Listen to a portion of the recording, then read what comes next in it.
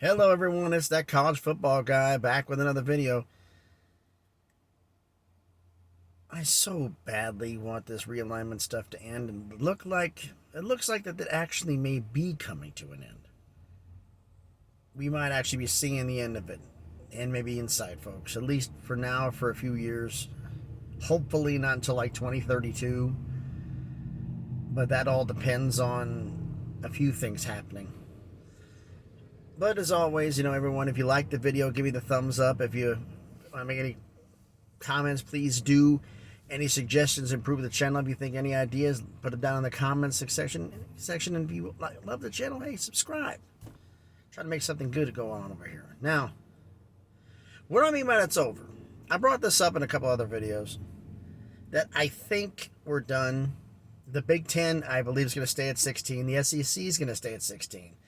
I think the Pac-12 with their new TV contract that they're supposed to be getting, which may be worth like $30 million per school for Tier 1 and 2 rights, which is about $9 million more than what they were getting with USC and UCLA. But then again, the rumor was with USC and UCLA, it would have been $500 million for 12 schools, which is 40 plus. So a very big pay cut with SC and UCLA gone, but they get to stick around. The Pac-12, I think, or the Pac-10 basically now, it's going to stick around because everybody's saying, oh, they're going to take this school, take this school, take this school.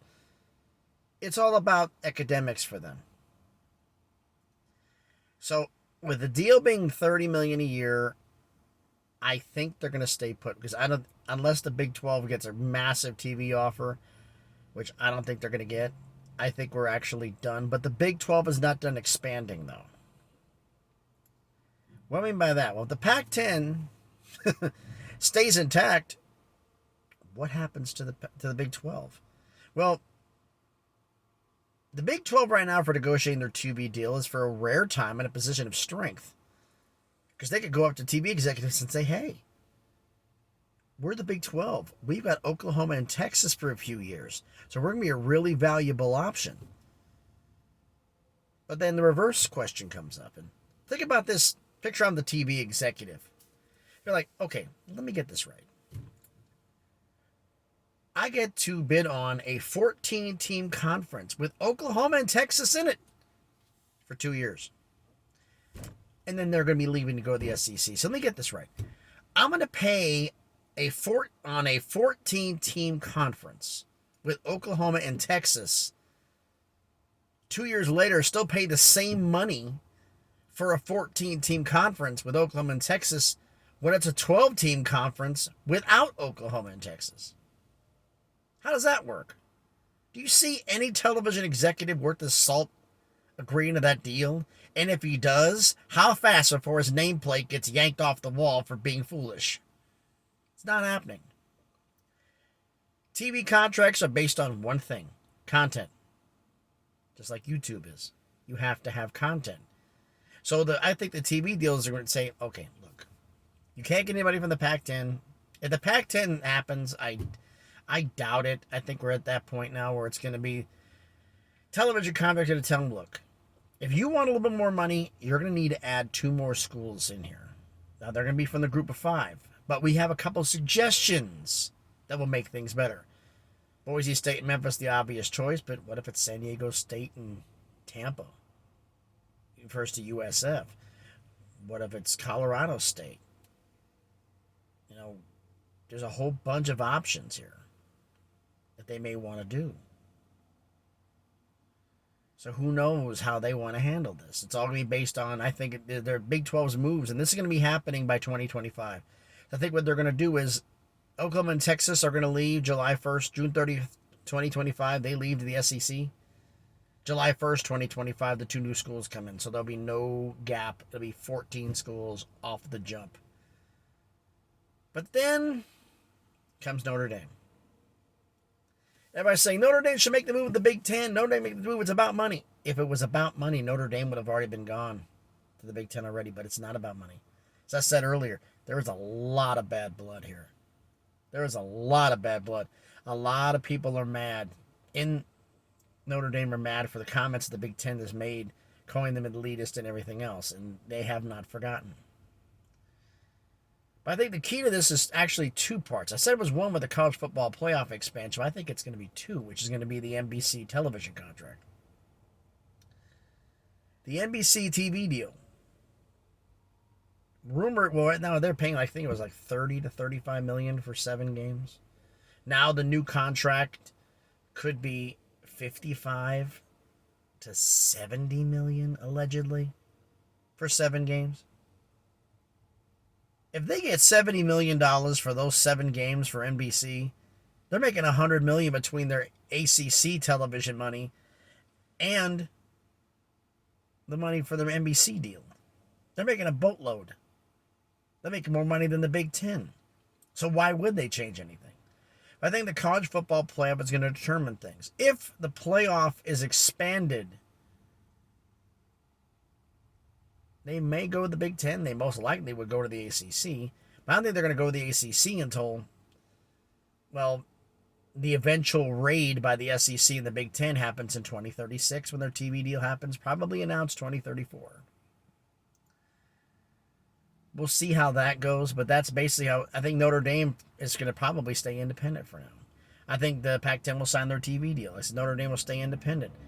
And the college football playoff expands to 12 teams with the ACC getting an automatic bid, and they get picked apart. Think about it.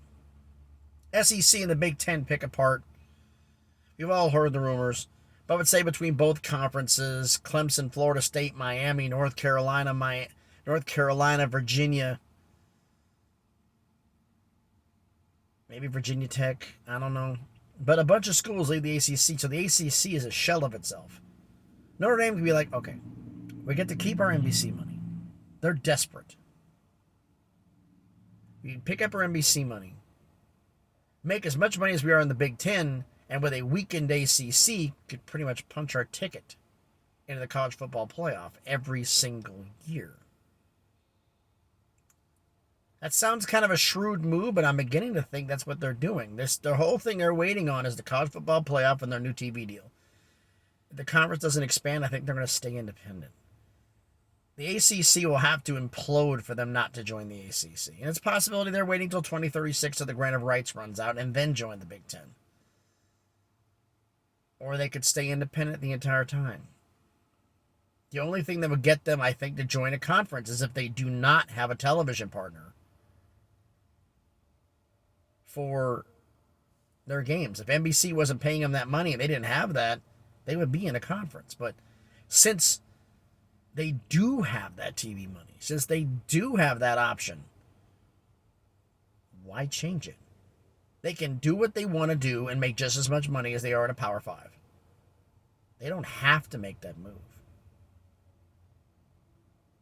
So in sum it all up here, what I think is going to happen? A whole lot of nothing. Big Ten, I think, is done, as I said earlier. SEC's done. I think the ACC's done. The SEC's done. I think the Pac-10, 12, whatever they want to call themselves, they're done. The Big 12 is probably going to add 2 Group of 5 schools, and of course, that's going to start dominoes in the Group of 5, depending upon which ones they get. American's going to poach Conference USA even further to take schools out of it. If it's one Mountain West, one this. I mean, I've said it before, the Mountain West, if they lose a school like it's Boise, that they're talks about their TV partners, which are CBS and Fox, the same 2 partners who have the Pac-12's TV deal, along with ESPN. They could be, they're going to have to get 3 teams to make up for the loss of Boise. And I figured they'll rate UTEP, and like I said earlier, was Portland State and Sacramento State out of FCS. Conference USA is going to get rated again, and they're going to have to go to FCS again. And there's some schools in Texas they can go after. And I also brought up earlier, maybe they can bring up the SWAC, the HBC schools, to help them out, because I don't know what they want to do. But then again, the SWAC schools may want to stay right where they're at. Who knows how this is going to go. We'll find out a lot more probably in the next year.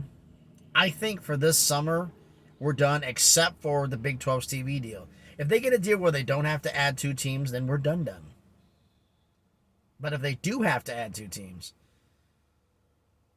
that changes things.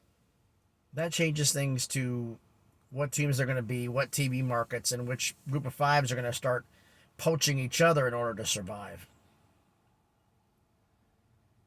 Oh, and for the wild rumor, I got suggested to me again. Man, Oregon State and Washington State were reaching out to the Mountain West. Will you stop, please? Oregon State and Washington State are not reaching out to the Mountain West. The only way they would reach out of the Mountain West is if the Pac-12 folded. And then it was a decision between them as no other Power 5 wants them, so it'd be either join the Mountain West or go independent. Then they would talk to the Mountain West, and only then would they talk to the Mountain West. So I got that DM to me, and I was like, some friends of mine saying, that's a good idea, it might happen. Like, no. It might eventually happen in the 2030s, but right now, no chance. I was going to do a video I suggested last night, but I think I'm going to do that tomorrow based upon anything else happening, which is what I'm really going to say this. I think we need a new player in the television contract market besides ESPN, Fox, CBS, and we need a new one. And I got an idea of what a really good one could be if it could happen. If it could, it might change everything. But this isn't any story that anybody came up with. This is my individual idea. So barring anything crazy happens tomorrow, but this is college football and it'll be Monday, so who knows? We'll see. But as always, I'm that college football guy. I'd like to thank everybody for watching this video. As always, comment, like, subscribe, and please be good to each other.